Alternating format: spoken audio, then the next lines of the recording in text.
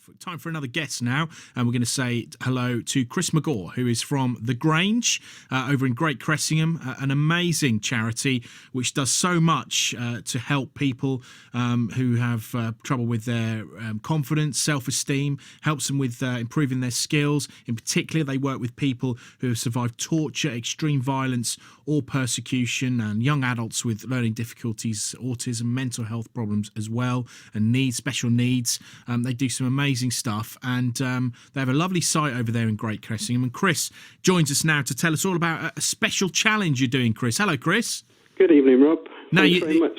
Thanks for inviting us on, and thanks very much for the generous introduction. Well, we love you. We think you do a great job. I'm going to talk about the amazing challenge you're doing at the moment. First of all, I've just gone up onto the website for the Grange, which is thegrangenorfolk.org. It's called the Around the World Challenge, and you're currently in Romania. Explain everything. Yes, we are. We've been up and running for a couple of weeks now. So we started on the 16th of June. And the idea being to try and get around the entire globe, obviously virtually, because we can't do it during the pandemic, even if we could afford to. So we're doing it virtually, and we want as many people to join in and collaborate with that as possible, because it's quite a long way.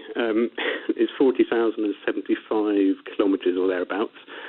And already we're doing pretty well. 2 weeks in, we've done about just under 2,000 kilometres, about 1,793 to be exact, and we're in our 8th country, which, as you say, is Romania.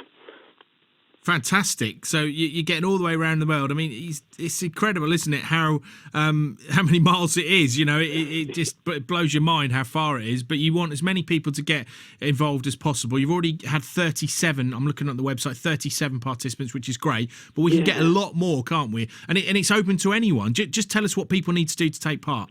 Yeah, we want to make it as accessible as possible to include as many people as possible. That's the idea. So it's really simple and very easy to get involved. It could be that people just go off for their daily walk, daily exercise route. It could be a jog to the shops, anything that they normally do. And all we're asking is for them to jot down the kilometres that they've done. So you can you might have a Fitbit or something similar, or you might be able to know the distance already. Otherwise, we've included a little link to a website where it's really simple to work out how far you travelled. And you can just literally then put it into the form, which takes all of 10 seconds, pop your name in there, and we'll add it to the total. We'll add it to the kilometres of distance. We'll update the maps. We'll update the counters that you just referred to. And you will have participated then. You can do it on a regular basis. You can do it as many times as you like. The more, the merrier, obviously, because we're going to need a lot of help. We're currently about 5% of the way around the world, I think, approximately. So we've got a long way to go. And, yeah, the more listeners that get involved, the better. It'd be absolutely perfect. We're doing it as a fundraiser, so we're doing it for an amazing charity called New Roots, who are based in Norwich, and we've worked with them over the last few years, and they've done phenomenal work throughout the pandemic, but prior to that as well, since they were set up in 2004. So, like many small charities, they're really suffering during the current crisis, and the people they support are particularly vulnerable. So we want to do as much as we can to try and support and raise some money for them. We're not putting pressure on anyone to donate, but obviously that would be amazing too. But just getting involved in one way or the other would be fantastic. And how did you decide the route? Because obviously you're going right through sort of Eastern Europe now, and I guess there's a method to which way you're going. Sort of. I wouldn't say we're completely making it up as we go along, but we wanted to make it as interesting as possible, firstly. And when I first looked at the route, if we just went due east from, because we're based near Swaffham, so you go sort of off the coast of Norfolk, you just end up basically in Russia for a long time. And I thought that could be a little bit tedious after 5 weeks in Russia. So we decided to sort of head southeast instead. And that's taken a lot more countries. Like I said, we've already covered 8, and that's fantastic, and currently in the middle of Romania. And it will take us on a more interesting route down through the Middle East and Asia, and then back up through America, hopefully. And interestingly, it's got a bit more of a symbolic value in the way that it's the reverse of the route that many of the asylum seekers and refugees will have taken on foot many of them will have done this journey in the really horrific circumstances. So it kind of really brings that home as well, that this route is very long and very arduous, but we're only doing it virtually. They did it for real. Fantastic. Well, I'm looking at some of the brilliant pictures on your website, and there's an absolutely brilliant picture of the guys out in an allotment, and we talk a lot about allotments on this show, and all the great work you do. Just tell us. And I really love the picture of you guys with the, I don't know if you're in this picture, but the Great Cressingham Village sign as well, which is brilliant. And there's a small pony there as well, which is beautiful. A lovely little pony, one of those tiny little ponies that we love in Norfolk. There's lots of them about. And just tell us about some of the amazing work you do and the kind of people that you help. We're a really small organisation based in Great Cressingham.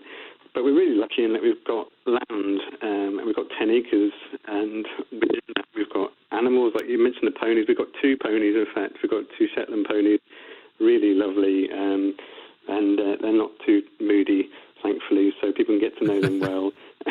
We've got a vegetable garden. It's quite a small one, so we do lots of work. We've got polytunnels there. We grow veg. I'm talking as if we're not in the midst of a pandemic, but you know what I mean. It's just what we would normally do. We've got fantastic wealth of wildlife here. It's incredible what we've got in terms of mammals and invertebrates, birds, and all sorts. And we like to connect, where possible, people to that wildlife. It's a big passion of mine, and it's nice to share that with anyone who is interested. And it's just a way that people, not just asylum seekers and refugees, but anyone who comes here can utilise the skills that they've got and share them with ourselves. We can provide a warm, sort of welcoming environment, inclusive as we possibly can make it, and people can connect with that environment and contribute to the management of the land as well. So it's fantastic. We've got an amazing team of volunteers. We're very much down to a few at the moment because of the current restrictions, but we'll hopefully build that up again and get people back here and working and enjoying the environment. Chris, obviously you're speaking our language on this show because we love animals on the programme, and I can tell you do too. And I've got a little note here telling us that your gardens and grounds have some amazing wildlife there all year round. 27 mammal species, including 9 bats, lots of different types of moths as well. It's incredible creatures, moths, and the birds as well. I mean, the birds, the list of birds, these are the kind of birds that if you're driving about or you're walking about and you see, if you see a kingfisher, for instance, it's a bird, you go, wow, there's a kingfisher. These are special birds that you don't often see around, and when you do, you make a big fuss. So talk about the people that you have, that you look after and you help, who've been through some terrible things in their life. You mentioned people who are refugees and what have you. We mentioned earlier people who have unfortunately suffered extreme violence. Animals can be such a brilliant thing for these people to help them, to see them, because they may not have ever seen a Shetland pony, or they may never have seen a barn owl. So this is really helpful for them. It is, and we're really lucky to have such a resource on tap here. It's phenomenal. We're up to 28 mammal species now because we had roe deer to add to the list, and the kingfishers nested in the river this year, which is phenomenal. It's just a shame that we couldn't share it with more people. But there's loads of examples of people who come to the Grange and spend a bit of time here. Sometimes it's only a few hours, but they've managed to connect particularly with aspects of the wildlife. And that includes things like the moths. I mean, they're actually one of the easiest things to help people. It's very they amazingly have a therapeutic value, believe it or not, because children, we've had young children here, a young Syrian boy not so long ago who was just mesmerised by a hawk moth settled on his finger and just staring at it intently. And there's something sort of powerful healing in there somewhere, and it's just a really nice way to connect people, but also for them just to feel more comfortable, feel more relaxed about their surroundings. The ponies in particular, it's something very therapeutic about stroking and brushing a pony, and luckily they're so good-natured and they're a particular favourite. But it's phenomenal. The wildlife here, we're just scraping the surface, and it's the more you look, the more you find, and ideally we'd have people here to share that and to look with us. So hopefully we'll get people back here soon so that it can do that. And Chris, just finally, it must be so rewarding for you and everyone else who works at the Grange and volunteers and what have you, to see those young people who have been through so much heartache and so much horrible stuff in their life light up. Even just one smile must be so rewarding for you guys for the job you're doing. It's great. I mean, we can't directly help people right now because we're quite isolated in Great Cressingham and people can't get to us under the current restrictions. But New Routes, who we're supporting through this challenge, they're doing phenomenal work, and they've done that throughout the COVID crisis. I mean, their staff, and I just quickly mentioned people like Dee, Amelie, Roshan, and all the volunteers that work at New Routes in Norwich responded phenomenally to the lockdown situation and the challenges that presented. And they've been providing online English classes. They've been connecting with individuals who could be very isolated and may not have access to the internet because they're living in accommodation which isn't where it's, we take it for granted, but it's not there.